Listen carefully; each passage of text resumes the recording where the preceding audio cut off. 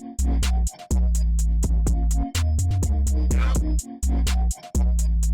everybody, it's Friday, July 2nd, 2021. The Bucks take a 3-2 series lead, and Supreme Court overrules the NCAA and passes the likeness law for student athletes. There goes that man's jockstrap.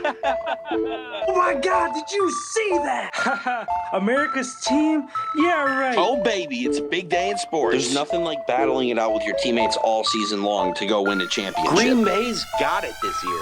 Huge move for them. I think it's going to be a game changer. We have a lot to talk about this busy week in the sports world. Welcome to the In a League of Their Own podcast.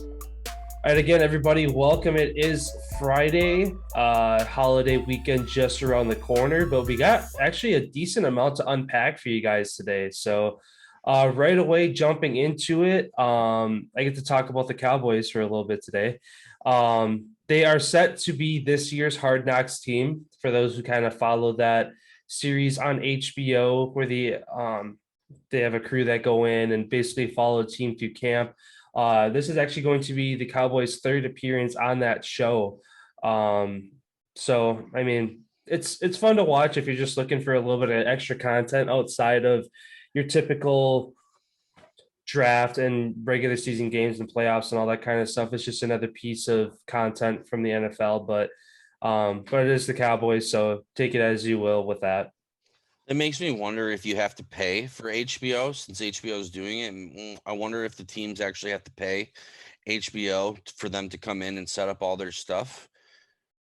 Just because you like having the Cowboys on 3 times before having like another historic franchise on doesn't really make sense. So it makes me think that Jerry Jones is paying, a hefty amount of money for this to be aired on television, especially after it's kind of big news. Dak missed all of last season. He's coming back. How good is he going to be? People want to see how he is in practice. And so I guess Hard Knocks is always fun to watch, but like I said, if they should try to maybe get to some of the other teams. I think it'd be a little bit more interesting for a lot more people than just the fan base that it's surrounded around. But I mean, good for the Cowboys. It should be a good one. Yeah, I mean, the Hard Knocks itself is kind of based around teams that are struggling, because that's because the teams that have been featured on here, like the Cowboys, like the Browns, the Bucks Rams. are on there, the Rams are on there when they were kind of struggling, and that's the whole, I guess, point of the series. Hard Knocks is teams that are kind of struggling and they're trying to trend back up. So, I mean, I guess for teams like the Chiefs, the Packers, the Patriots, the Bucks now probably aren't going to be teams that you really see. It's more or less the ones that are struggling, and people want to get an inside look, I guess, as to how these teams are struggling and what's going wrong with them and that kind of thing. So, yeah, who knows? Like you said, with Dak's injury, it'll be kind of interesting to watch that and see, I guess, how he looks throughout it. And I think it's August 10th is when those episodes start airing. So if you got they missed the go playoffs. check it out. Yeah, they missed the playoffs the last 2 years, so should be interesting to see if they can get back on board. Yeah, as everybody says, always the Cowboys are on paper always one of the best teams in the league, which is true on paper, but you got to put that out on the field for sure. Another thing with the NFL, the Washington football team has been fined $10 million after an investigation into their workplace culture. Reading the article and doing some research on it, there weren't really any details that were released as to what specifically they were getting targeted for, but some of the management and higher ups are basically like admitting their faults with saying that there's been some stuff going on in the organization that should have been dealt with years ago that's continued to go on. So yeah, maybe more stuff comes out about it, but like I said, there wasn't really anything like specifically like, oh, this sexual assault allegation or this like, there wasn't really anything to put a finger on as to what this $10 million fine is being assessed for. Yeah, I did a little bit of digging into this too, and this ties back into a couple weeks ago when we were talking about the ownership of the Washington football team and how one guy basically owned it all and he forced all these minority groups out. That is what this is about, because on the 29th, the football team named his wife, Tanya Schneider, co-CEO of the franchise. And I bet they did that just in case that the NFL was going to come down and say, you got to step down. So to keep it in the family, you know, so they named co-CEO before that happened. Now this comes out, looks like they're just getting a $10 million fine. Yeah. And I guess life goes on. $10 million, I guess, is all the NFL thought that was worth. So Yeah. And I think the NFL said that that's going towards a specific charity or organization, that $10 million.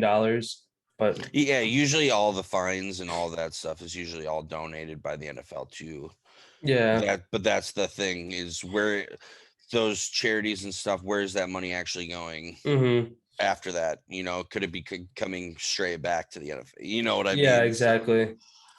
I'll if you had any points. I got one more point, but I'll let you just because I don't want to steal the thunder here.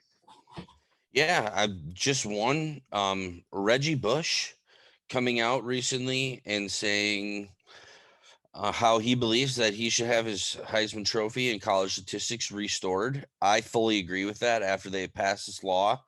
For him to get that taken away from him at the time really kind of put a black star next to a black asterisk next to Reggie Bush's name. And he's carried that ever since then. Even in the NFL, people always brought that up. And every time you hear Reggie Bush's name, he was the guy that got the Heisman taken. And off of his stats, he to me was the greatest college athlete I've seen in my lifetime play football. Pure dominance every time he touched the ball. He was a phenomenal player, and I feel like now that the Supreme Court has ruled in favor of the name, image, likeness stuff, I believe that they should restore that and give that back to him. It's not like he can go back to college again and have a chance to redo that. So now that the laws and stuff have changed, I feel like all the records and stuff should now allow the change as well. Yeah, I definitely agree with it as well. I mean, it sucks that it happened in the first place and that it took this long for student athletes to finally get treated the way they deserve to be treated. Well, at And least outside of sports so yeah, far. but yeah, I mean, Reggie Bush, again, like you said, one of the most dominant athletes at the collegiate level of all time. And to have something like that stripped away from you, All because of $500. yeah, that hangs with you for a long time. It's hung with him until this point. Yeah, he went on to have an admirable NFL career, but yeah, I mean, it kind of changes the whole narrative of when you get something like that taken away from you. Again, it has that black asterisk next to your name where certain team or certain brands won't look at you and sponsors and this and that. They're like, think of how many millions of dollars he's been out the last how many years because of getting that taken away from him, and teams not wanting to have that tarnish their name by bringing on a guy like that. So Right, and then you flip it to today's world, where if Reggie Bush was coming through college and he was still biggest, he would probably be the most, like he'd probably have the most money out of all college athletes due to branding, because he was the guy. Like he was, out of all the sports going on, he was the guy. Like mhm. Nike, all that stuff that always was like, oh, Reggie Bush. That's all you ever heard about was Reggie Bush and number 5. Like incredible. But yeah, I believe that the NCAA should step up and give the shit back to him because he deserves it. He did it, you know. Yeah. He won it and he did set those records. It's not like he didn't do that. Mhm. Yeah. If you had any other NFL points, I just have one more to throw out there. It's kind of a rumor, I guess. Yeah, I have one more. Former Florida State Seminoles wide receiver Tamorian Terry was indicted on murder charge for an incident back to 2018. He was the top receiver for Florida State football from 15-16. after the season was over, he allegedly was in a fight at his house. Somebody ended up dying in that matter. He did sign a free agent contract with the Seattle Seahawks, then who released him the date of the charges that were brought forward. So if he was indicted, you're guilty, man. So um,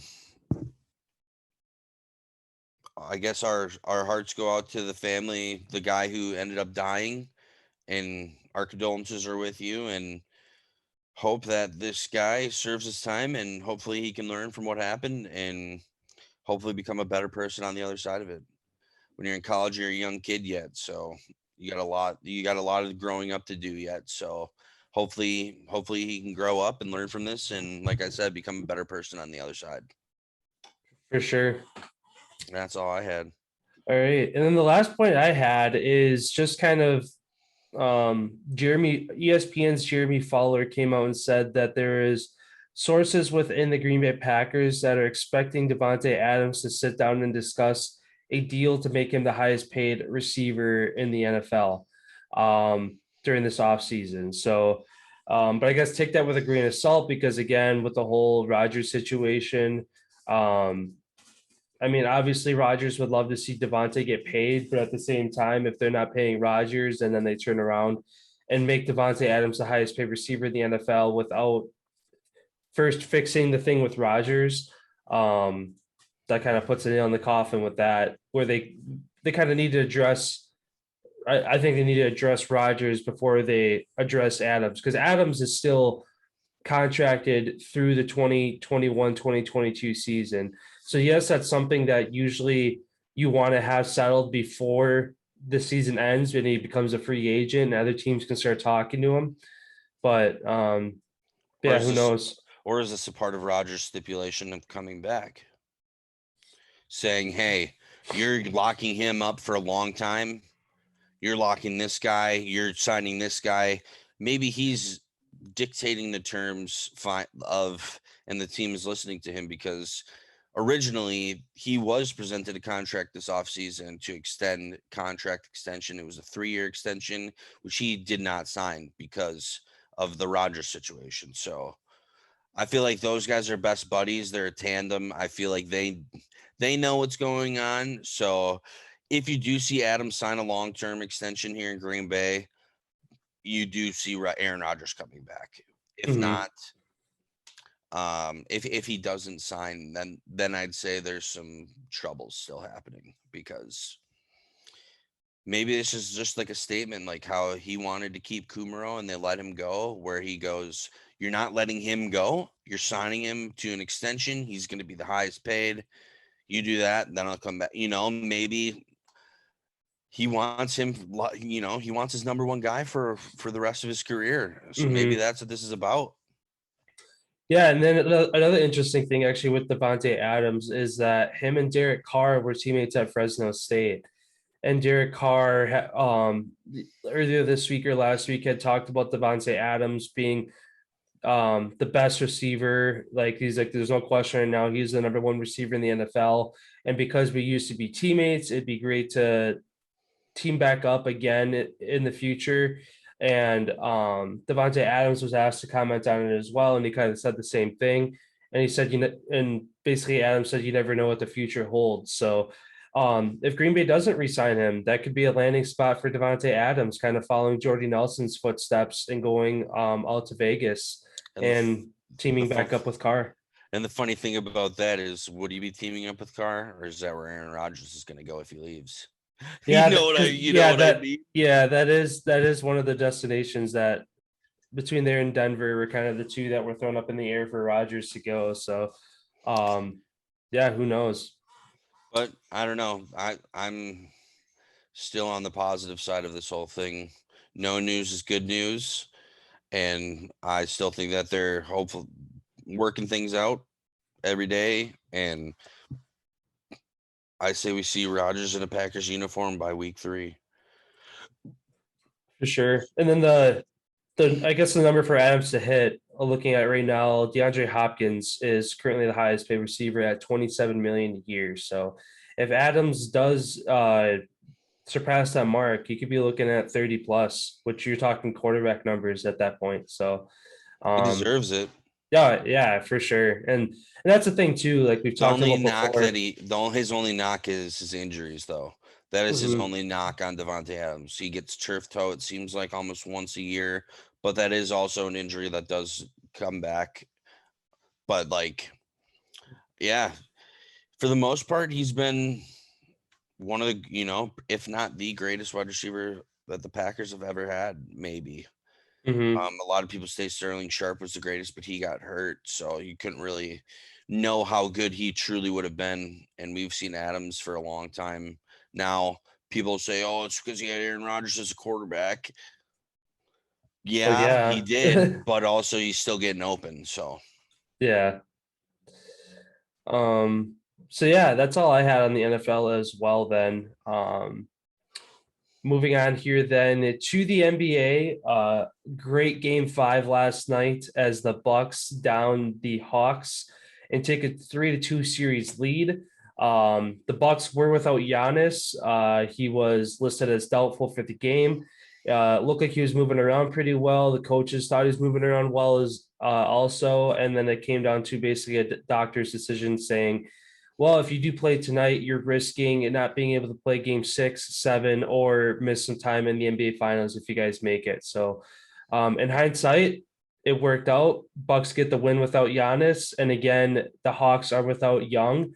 Um, again, as every day goes by, next game will be on Saturday back in Atlanta. So chance we'll see both. I feel like Young has a better chance to be back in game 6, mostly because it is an elimination game for them. So the Bucks don't need Giannis per se. They're on the road. They do have the 1 game lead. Giannis doesn't have to go out there, especially if the team can perform like they did last night. Again, with Brooke Lopez and Bobby Portis dropping career highs. Lopez had 33 and Portis had 22. I believe 4 of the 5 starters are above 20 points, which is exactly what you need when you're missing your 2-time MVP. So yeah, uh, Portis needs to play more. yeah, I agree. It's been frustrating seeing him sitting on the bench or not even suited up. He's in street clothes, so he's And not then even on the roster. and then when he was getting in early in the series for 8 minutes, he was getting 12, 15 points. Mm-hmm. It's like the dude can play. He's young too. He's young. Yeah, yeah. No, it'd be great to see him get some more time on the court for sure. Yeah, it's interesting to see what the Bucks are going to do here going into their next game. As you know, Trae Young is probably going to come back and be in there. Even if he does play, I still feel the Bucks without Giannis, it's almost giving them an Achilles heel. Them knowing that they can still go out there and play without him and still being as good as they are. I feel like that helped give confidence to the players that are going to be coming in off the bench when he returns. Maybe this is what the Bucks needed to be shown that, hey, we can still go out here and win without him.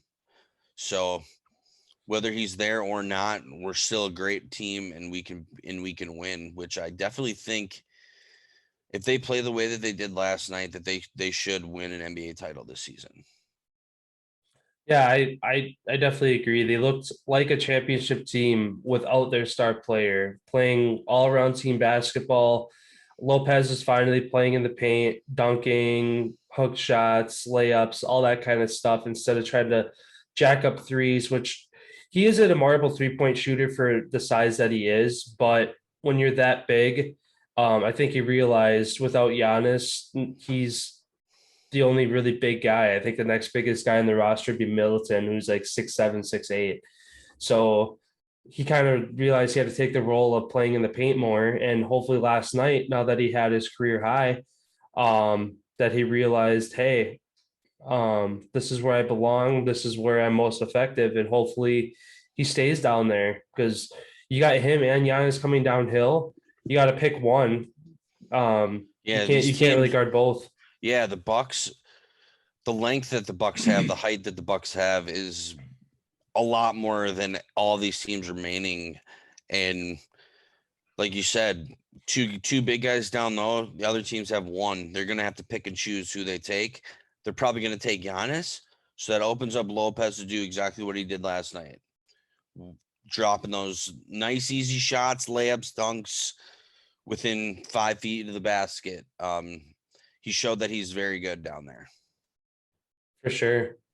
And then yeah, the other series got wrapped up. The Suns finished off the Clippers, winning the series 4-2 in Phoenix. Yeah, because that was game 6. Yeah, that was game 6, wasn't it? That was in LA. That game was. Game 7 would have been back in Phoenix because Phoenix. Oh, that's right. That's right. Yep. So yeah, Suns get it done at home then in game 6. Again, get it done on the road. On the road, God. But yeah. Anyway, so the Suns advanced to their first NBA finals in It's 93. 93, so 30, almost 30 years now. Yeah, and Chris Paul finally gets his first NBA finals appearance as well. So great to see him get there. Again, he'd be arguably one of the greatest players to not win a championship if they don't pull it off this year. I mean, obviously, hopefully the Bucks come out of the series, as I feel like they would definitely be a better matchup with the Suns. It'd probably be a series that goes 6-7 games. If Atlanta does end up pulling off game 6 and game 7, I could see the Suns sweeping or winning in 5, just because the Hawks don't match up nearly as well with the Suns as the Bucks do. So, but yeah, regardless, it'll be a good NBA Finals this year. Good to see a team that has not won in a very long time.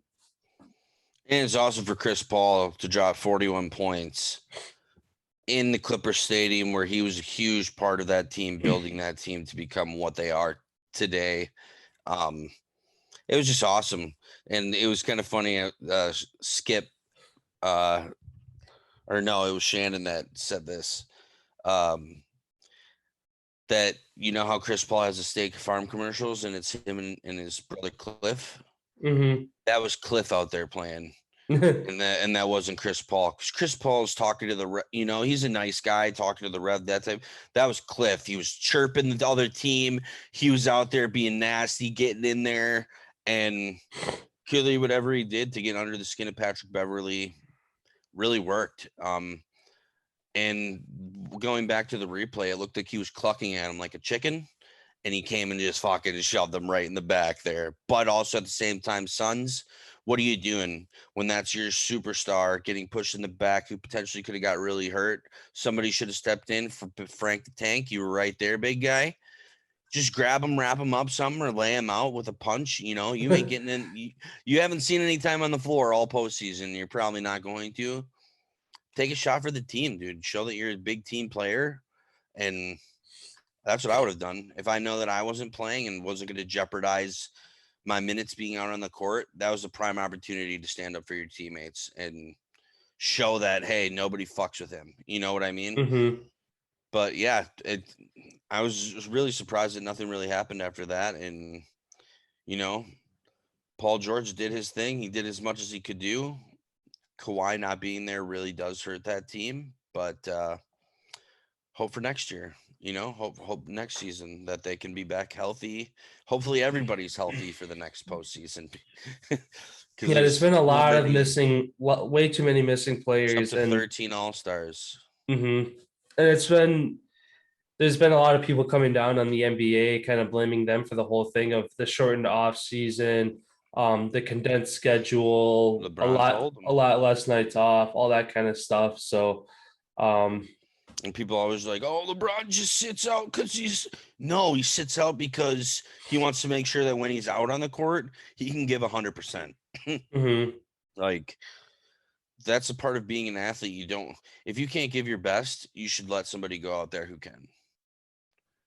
And in his case, when he sits out games or misses games, takes a little extra time off from injuries, I don't blame the guy.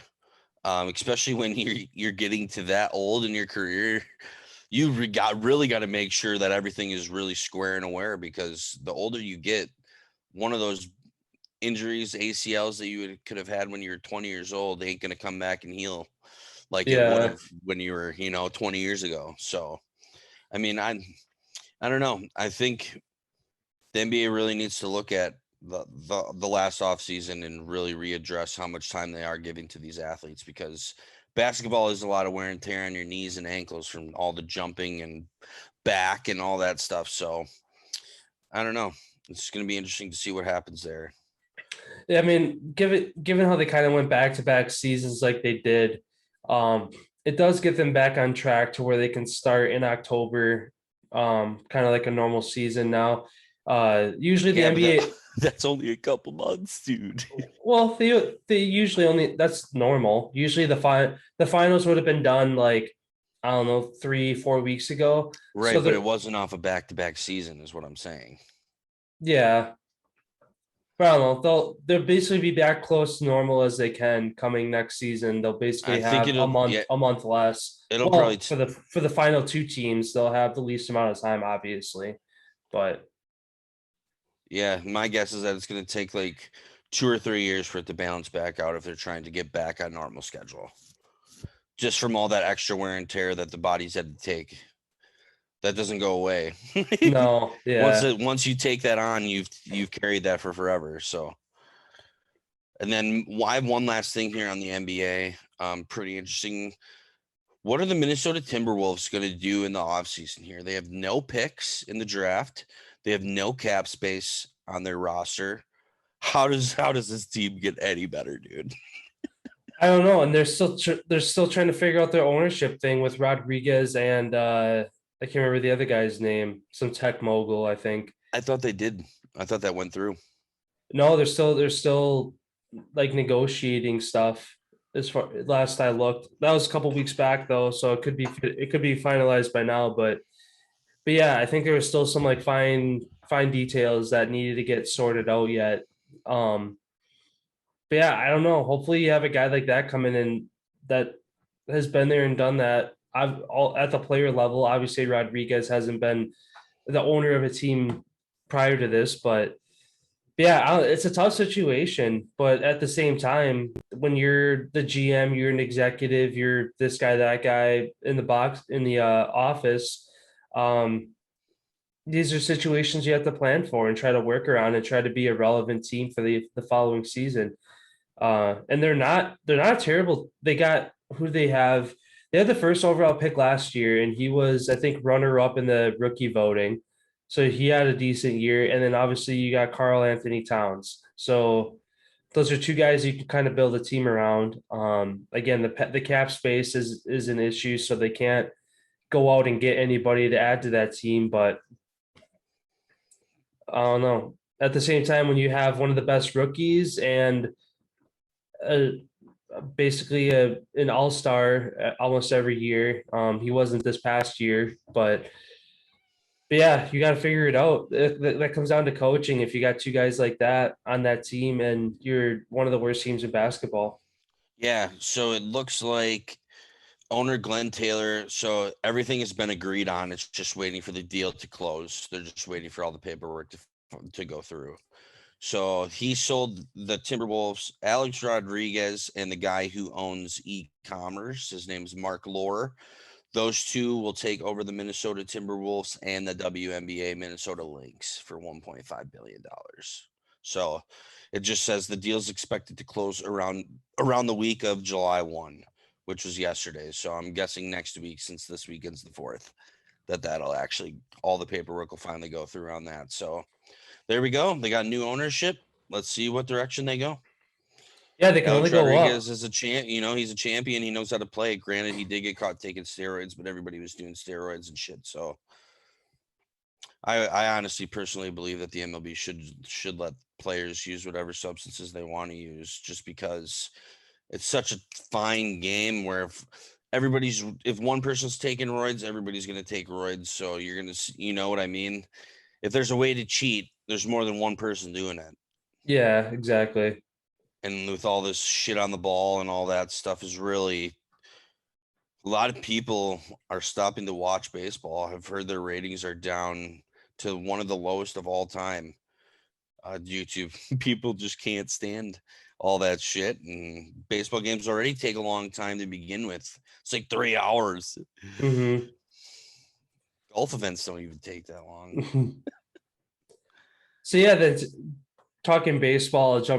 Use that as a tangent to jump right into kind of a handful of points here today. Then, the Brewers are winners of 9 straight now. They had a 7-2 win over the Pirates yesterday. Really cool play that happened. If those listening want to go check it out, Jackie Bradley fooled the base runner to get the double play on a fly ball. He was running out to right center and he was looking over his head as if like he was acting like the ball is out of the park. The guy who was on first base thought it was going out as well. He catches it right here, even though he was basically, it could have been a no look catch. Basically, he had everybody fooled, and he throws the ball to first and gets a double play to get him out of the inning. So it's a really cool play to watch. Again, just a high IQ play to even think to do something like that, to where it's like, all right, if I do this, I'm going to get that guy. I think he was past second base when he caught it, so he had to go way back. He just rounded second base, so all this momentum, he had to dead stop in his tracks and then turn around. Mm-hmm. Yeah, that was a hell of a play. That was a cool play. Yeah. And then the Rangers have some life in the middle of the season here, winning 7 of their last 10, as Joey Gallo has homered in 5 straight games as well. They do sit at the bottom of the AL West with a 32-49 record and 16 and a half games back from first. But it is very early in the season, and just looking at the trend of that team, they beat the Oakland A's, who have been a good team, one of the top teams. So again, it could just be a short stint and they fall off the cliff again. But if they have things figured out in the meantime, they keep trending up and winning 7 out of 10, 8 out of 10 games going down the stretch here, they could be back in it. So Trey Turner of the Nationals becomes the first player to hit a cycle on his birthday in the modern era. So that's pretty cool. For those who don't know what a cycle is, it's hitting a single, a double, a triple, and a home run all in one game. So it doesn't happen very often, let alone on your birthday. So that's pretty cool. The Giants are still on top of the NL West, even though they have lost 4 straight games, and they look to break that streak today against the Diamondbacks. Freddie Freeman delivers a walk-off single last night in the 9th, despite Jacob deGrom having 14 strikeouts on the game. So again, yet another spectacle. deGrom on the mound, but couldn't get it done, and the Braves get the win. And then last point, yesterday was Bobby Bonilla Day, as the Mets pay him his $1.1 million. For those who don't know that story, he had 2 seasons left on his contract in 2000. And then he agreed to have the organization agreed to defer his payments or his salary at 8% interest to be paid over 25 years from 2011 to 2035. So the guy's been out of baseball for 21 years and he's still making 1.1 million a year for the next 14 years yet. So he's 73 years old. So he's got to figure it out. Whether if he's still alive at that point, great. If he's not, his family's going to be getting over $1 million a year. So obviously a smart move on his play. I don't know how old he was at the time in the year 2000, but he had to have been pretty young. And to be thinking that much ahead to, that many million off 8% interest and putting that out in the future instead of being a lot of people or a lot of athletes now who want their money now.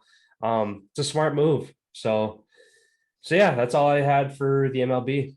He's 72. He'll be paid till he's 72 years old. Okay. By a year. And then I just have one thing on the MLB.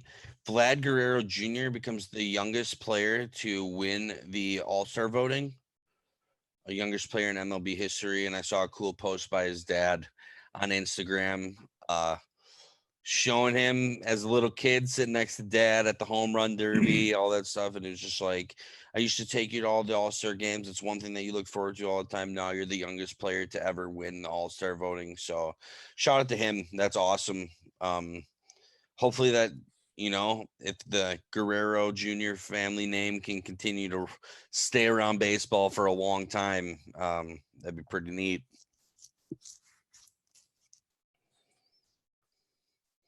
That's all I had. All right, sounds good. And then jumping into hockey real quick here. Tampa Bay Lightning takes a 2-1 or 2-0 series lead on a diving goal by Blake Coleman. That was a pretty amazing play to see. For those of you who thought that goal was pretty awesome, if you go and you type in Blake Coleman highlights, over the past, I think 5 seasons, he scored 2 goals exactly like that, and then also 2 goals were one-handed backhand and one-handed forehand. He's put them in. For some reason, this guy, he works hard, and he gets to this. He never quits on a play, and I think that throws the goalies off, that they think the guy's going to quit on the play, and he ends up sneaking it in or whatever the case may be. But what an awesome play there. Montreal did have some momentum until that goal. That goal took all the wind out of their sails and made them desperate the rest of the game. Like I said, Montreal has to play with the lead if they want to stand a chance in this series. They didn't get the chance to do that as they tied it 1-1. And then late in the second period, when they had momentum, they give up a goal on a turnover. So it's not looking too good right now for the Montreal Canadiens. But good news, they will get their coach back tonight for Game 3. So their coach will be back on the bench. And Tampa Bay Lightning winger Alex Killorn, who plays on that top line, he will be out of Game 3 again. He's ruled out. So tonight's the night. Montreal either has to win or they're going to get swept, I believe. Carey Price has done what he can. He's stood on his head, and it's kind of sad that Montreal requested to expand their fan capacity from 3,500 up to 10,000. Canada's government, or whatever that is up there, they denied the request. So there will be only 3,500 fans in the arena, while outside they're expecting more than 100,000 people to be around the arena. So we're going to have a packed house outside, not inside, is what they're going with. And that town loves their hockey, loves their team, and this is their chance where they really have to step up, and they need to take the lead tonight. they have to score first, or it's really sad to say, but Tampa's showing them why they shouldn't have even gotten this far in the first place. Because at this point, you really could say Tampa would have done this to any other team. I really don't think that's the case. I think Colorado Avalanche could have gave them a run for their money. Vegas could have even gave them a run for their money. Just for whatever reason, Montreal has just not gotten to play their game yet. They've been dominated from puck drop to end of the game. So they need to come out and, take advantage of the situation with Tampa out one of their best offensive forwards, and you're finally back to a full team with your coach back on the bench. I bet he's going to have some fire underneath his ass as well from missing the last couple games, and we'll see how much different it is with them actually having their real coach on the bench from having an assistant coach taking over the head coaching job, because the assistants really, one takes care of the offense and one takes care of the defense, where you got to worry about that plus be the head coach and worry about everything else. I think maybe Luke Richardson, who took over, maybe he just had too much on his plate and couldn't really dissect and really come up with a game plan and make the changes that they have, because people are considering them the Patriots of hockey. They, in between periods, make the adjustments on the fly. They make the changes that they need to make, and their coach, he's really good at that. He switches the lines all the time. He's constantly rotating guys between lines to see what's firing and what's not firing, and if he can get a mismatch or an advantage. So it's really going to be interesting now that they have their coach back, to see which way the series turns.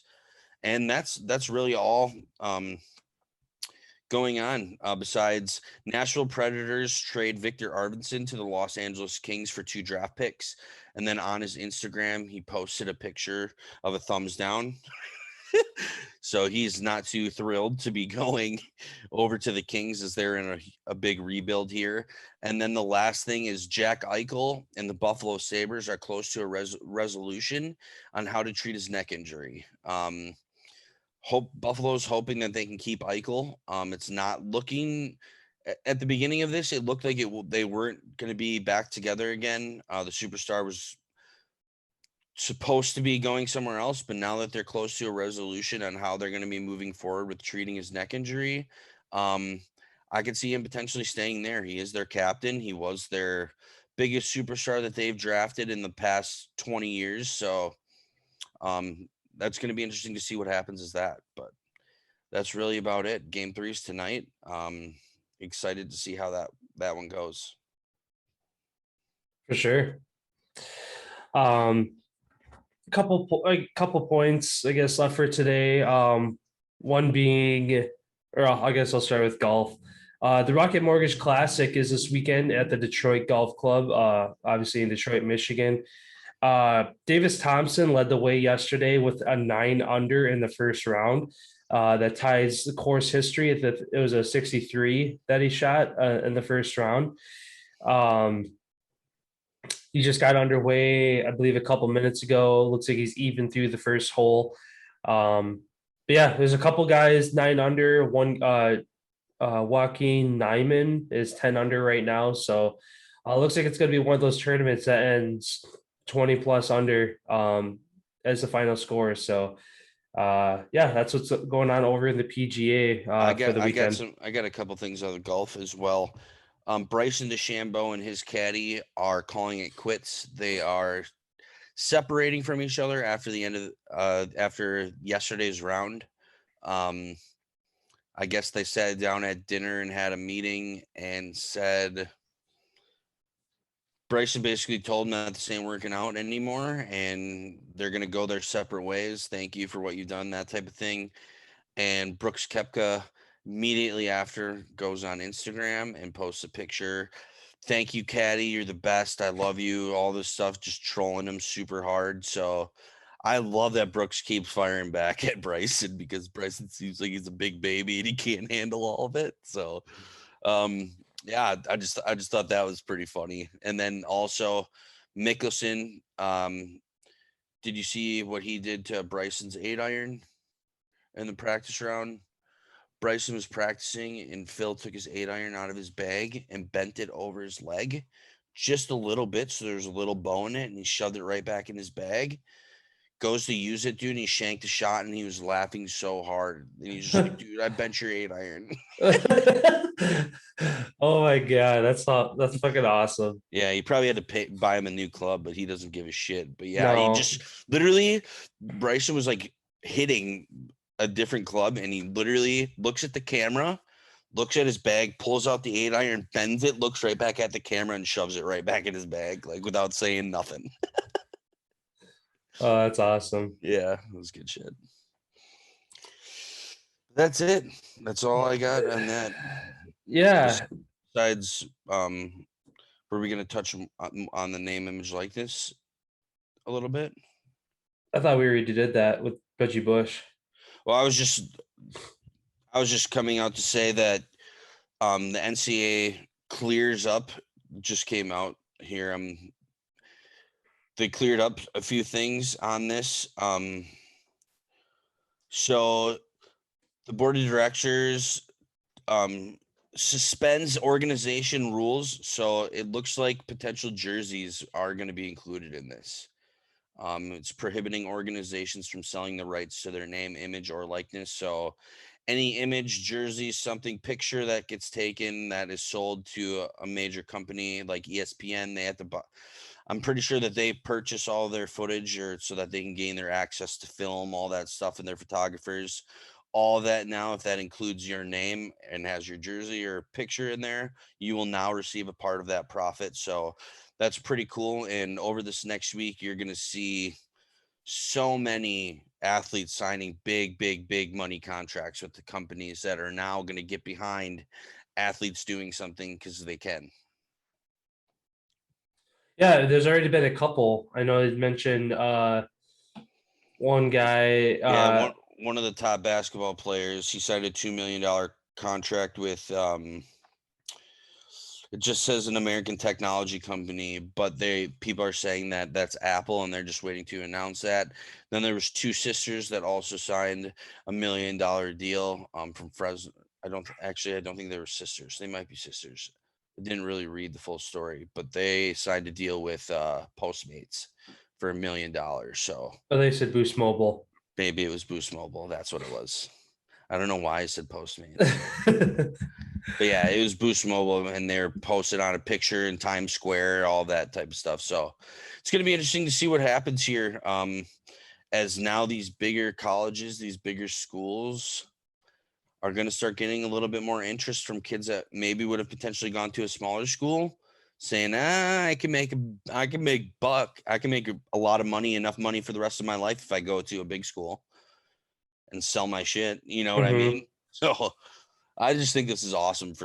This has really changed through a wrench in the NCAA's stuff. So I think that's awesome. Yeah, and it's great to see that all these companies are jumping on right away. They're not wasting any time signing these athletes, basically making up for lost time in hours. I'm sure by the end of the day, there'll be a couple more dozen athletes that announce signing with certain companies for millions of dollars. Um, so yeah, again, it's great to see that the Supreme Court overruled the NCAA and is giving these student athletes the compensation they deserve, making these schools, making the NCAA millions, billions of dollars, and finally getting a cut of it. So yeah, and Wisconsin Badgers land offensive lineman Joe Bruner, who was the 35th ranked overall prospect in 2022 on the ESPN 300. So big commitment there for the Badgers. yeah, it's always great to see. Badgers is kind of O-line university, just cranking out big hosses that go on to play in the NFL. Two of which this past year actually ended up on the Packers. I can't remember which two though. Yeah, I can't remember which two, but yeah, linemen and defense. Yeah, and then I guess the last point that I at least have for today, again, the Olympics is kicking off at the end of this month here. And a developing story, sprinter Sha'Carri Richardson is set to be banned, have a 1 month ban from the Olympics, which would not allow her to participate in the 100-meter dash for testing positive for marijuana. Sports World again backing her up, kind of shining light on it, saying that it's a bunch of bullshit and how it shouldn't.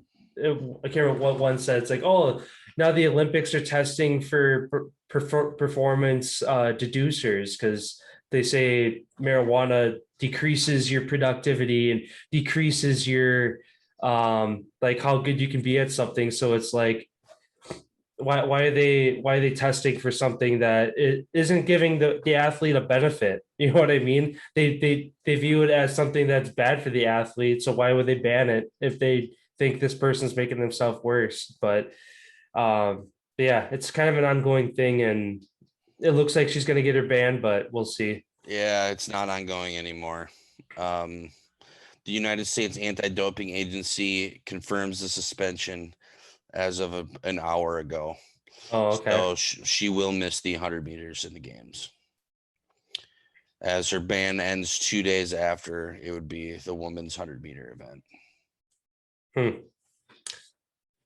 Yeah, that sucks. And I know she was saying too that she just recently had her mom died. Her mom died, so that was the reasoning for doing it, was coping with that. Yeah, I mean, fastest woman in the world, and she's in the United, and we're gonna fucking kick her out of the Olympics. Cool. Yeah, it's so fucking dumb. Yeah, I mean, and her ban originally would have been a year, but because it was outside of competition and it was unrelated to sports performance, that's why it was reduced to a month. I mean, still for her, month, like 1 month for fucking taking 2 hits out of a bull because your mom died. Yeah. Like, that's sad that literally the fastest woman in the world, we're gonna not let run in the Olympics because she takes a couple little hits of marijuana. Like, so dumb.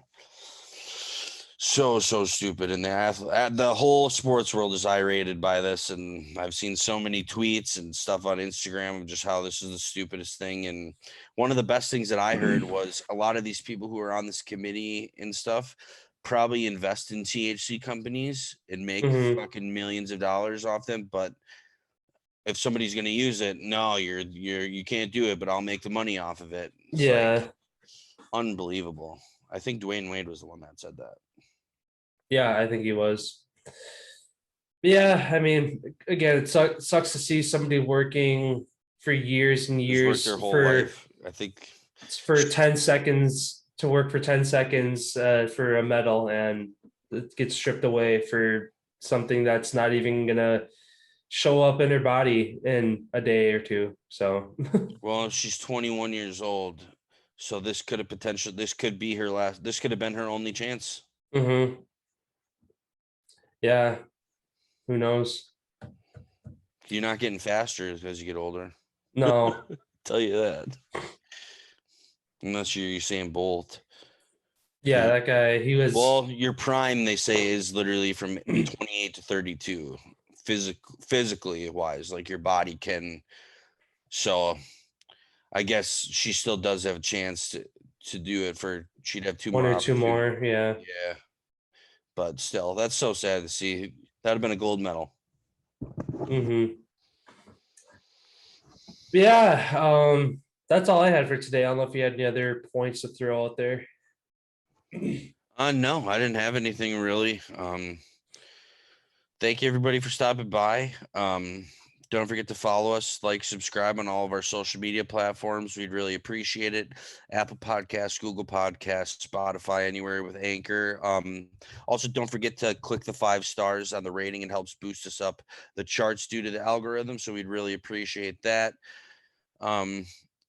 It's a big weekend here. It's the 4th of July. So, and COVID's over. So shit's going to get pretty wild, I believe, this weekend all over the country. So everybody be safe. Make sure you're drinking water. If you're in the Midwest, it's supposed to be pretty hot. So, yeah, we hope everybody stays safe, has a great weekend, and we will be back on Wednesday. We're enjoying the holiday weekend, so we will not be back on Monday. So next Wednesday will be the next time you hear from us. And hopefully we have a little something special prepared for you guys then. So have a great weekend, everyone, and we will see you in 5 days. Sounds good. Everybody have a great weekend.